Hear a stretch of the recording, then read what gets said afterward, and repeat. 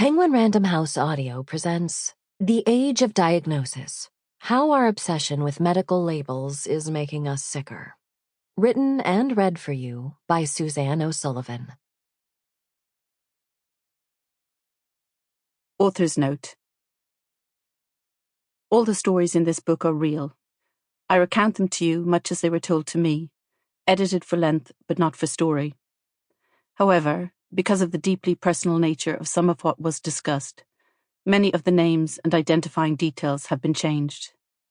Some are patients under my care, and when that is the case, I make it clear in the text.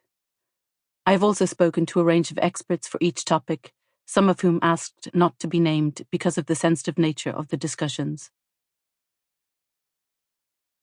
Prologue. I have thought of Abigail often over the past decade, always with a slight feeling of guilt. Because when she was only 15, long before I had even met her, I did something that might have changed her life forever. Did you believe that you had something medically wrong with you when I suggested you see a neurologist? I asked her recently.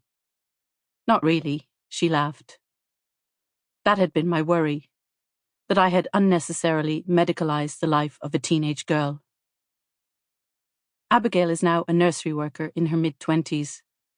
Back in 2012, without giving it nearly enough thought, I had given her a diagnosis she hadn't asked for. This is what I'm trained to do as a doctor. It is the focus of medicine right now, to anticipate future diagnoses, to screen for disease, to diagnose at ever earlier stages. But looking back all these years later, I worry that I turned her into a patient for no good reason. Abigail's mother, Stephanie, has been my patient for nearly 20 years. She has faced every sort of challenge that medical diagnosis has to offer. She lived without a diagnosis and then with the wrong one for a long time. She had to wait nearly 30 years for a definitive diagnosis. Stephanie's illness began in 1990 when, aged just 22 and 29 weeks pregnant with her first child, she collapsed. That was attributed to eclampsia, a condition manifesting as high blood pressure and seizures that occurs in pregnancy. The baby was delivered early and did not survive. Stephanie's second collapse happened some years later, after the birth of a healthy baby girl, Abigail's older sister. That was her first convulsion. It pitched mother and child down the stairs. Both emerged unscathed, but from then on, seizures became a regular feature of Stephanie's life. She saw more than a dozen doctors and was given some contradictory opinions. First, she was told she had epilepsy. Then, when the treatment didn't work, doctors changed their minds.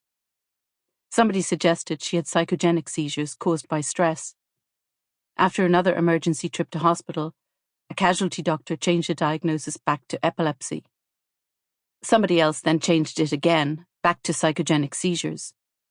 Some doctors treated her with medication for epilepsy. Others referred her to a psychiatrist. Neither route made her any better. I was asked to advise on Stephanie's treatment in 2007, 17 years into her illness. As a seizure specialist, I was to put an end to the diagnostic wavering once and for all. I admitted Stephanie to hospital and simply waited to see a seizure. Most neurological diagnoses depend on clinical skills, on the interpretation of stories, and on the physical examination. Just witnessing one of Stephanie's convulsions was enough. I saw the typical tonic stiffening and clonic muscle jerking that I had seen so many times before. It could only be explained by an epileptic convulsion. Stephanie undoubtedly had epilepsy. But that is not to say that I could solve the mystery fully. An epileptic seizure is a symptom of many different brain diseases, including brain tumours, genetic disease, infection, inflammation, developmental abnormalities, and injury. Neither Stephanie's story nor her tests helped me to narrow it down to a specific disease. Still, Stephanie was satisfied to have the diagnosis of epilepsy, even if the cause for it, the real diagnosis, evaded us. It gave her something definite to tell people when they asked her what was wrong. It made her part of a community and opened the door to potential treatments. Not that the treatment worked particularly well. The seizures continued, but even so, having some diagnosis, albeit incomplete, felt better to Stephanie than the no man's land she had been in before. After that, all we could do was wait to see how Stephanie's illness unfolded. To a certain degree, many difficult diagnoses are a waiting game. Two things can change an imprecise or a non-diagnosis to a definite one. Sometimes the picture is made clearer when new symptoms emerge as the disease progresses. Preferable is that science catches up with the disease, revealing the diagnosis before the patient has become sicker. In Stephanie's case, I needed both. A junior doctor saw it first. "Do you think Stephanie walks strangely?" he asked me one day on the neurology ward, where I had admitted her for a reassessment. "I don't think I've noticed anything about her walking," I said. But in truth, I realised I couldn't recall the last time I'd watched Stephanie walking. This was 5 years into my caring for Stephanie. Usually when we met, we sat opposite each other in the clinic room and talked about her seizures and sometimes about her family and her work. She had never mentioned a difficulty with walking, and I had no reason to ask. "This doctor thinks your walking is a bit off balance," I told Stephanie. "Have you noticed a problem?" Her husband, Mark, who was seated in a chair by Stephanie's bed, laughed to himself. "He laughs at me," Stephanie smiled and cocked her head towards him. "I trip over almost anything, but I've always been like that." I had often known Stephanie to downplay her seizures. She was not one to make much of medical problems. So I asked her more questions. She had been uncoordinated since childhood, but it had become worse, she admitted. Mark agreed. The change had been so slow and ill-defined that they hadn't thought to mention it. I watched Stephanie walk the length of the corridor. She bounced as she walked and scuffed her feet. Her toes were turned inwards. I asked her to walk an imaginary thin line like a sobriety test. She could do it, but barely. I examined her legs as she lay on the bed. They were stiff and her reflexes were exaggerated. Some muscles were subtly weak. Although she didn't complain of any problems in her arms, the muscles there seemed abnormally stiff too. Neurologists call this a spastic paraparesis. Spasticity refers to the stiffness of the limbs, and paraparesis refers to the limb weakness. Anything that disrupts the motor nerve pathways in the brain or spinal cord can cause this. I thought about all of Stephanie's falls during her seizures. Had she injured her neck? Could her spinal cord have been damaged by trauma? "Abigail walks like her mother," Mark said, out of the blue. I looked at Stephanie with surprise. When Stephanie talked about her children, it was only ever to say how well they were doing. I understood them to be healthy. "That is true, I suppose," Stephanie confirmed.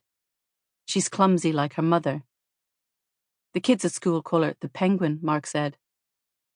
This is the moment that still made me feel guilty years later, when I finally had the chance to speak to Abigail.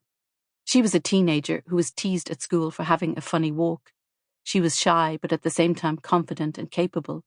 She liked team sports, but, like her mother had been, was always picked last. She had adapted to that. Swimming and yoga suited her better than anything involving running. I jumped on the new information with the enthusiasm of a neurologist who loves putting the bits of the diagnostic puzzle together.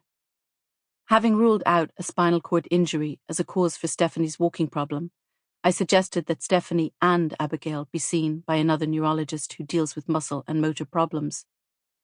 He agreed that both women had a spastic paraparesis, which likely had a genetic cause.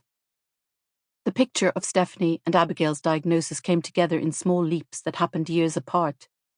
Some genetic tests were done in 2012, but they found nothing useful.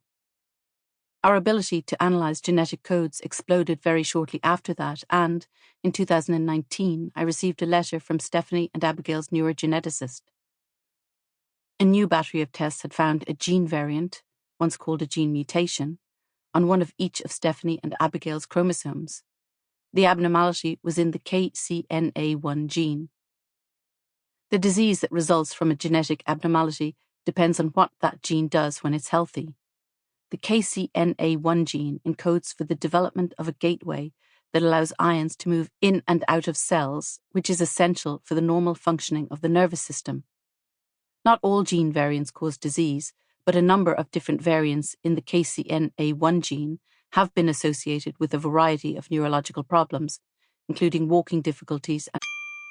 Sample complete. Ready to continue?